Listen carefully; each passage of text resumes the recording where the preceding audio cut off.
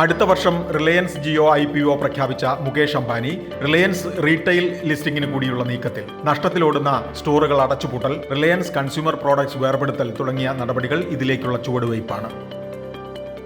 Thiruvananthapuram techno പാർക്കിന്റെ 4ാം ഘട്ട വികസന മാസ്റ്റർ പ്ലാൻ പുറത്ത്. രാജ്യത്തെ മുൻനിര ടെക് ഹബ്ബുകളുമായൊരു മത്സരം സാധ്യമാക്കുന്ന വികസനമാണ് ലക്ഷ്യം. 1990-ൽ തുടങ്ങിയ ടെക്നോ പാർക്കിൽ ഇപ്പോൾ 500ഓളം കമ്പനികളിലായി 80,000 പ്രൊഫഷണലുകളാണ് ഉള്ളത്.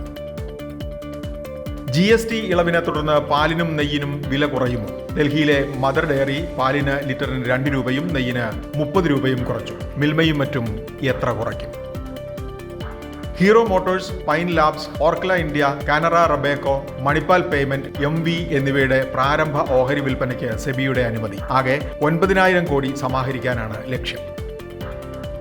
കൊച്ചി മാർക്കറ്റിൽ കുരുമുളകിന് ഒരാഴ്ച കൊണ്ട് കിലോഗ്രാമിന് 15 രൂപയുടെ വില ഇടിവ്.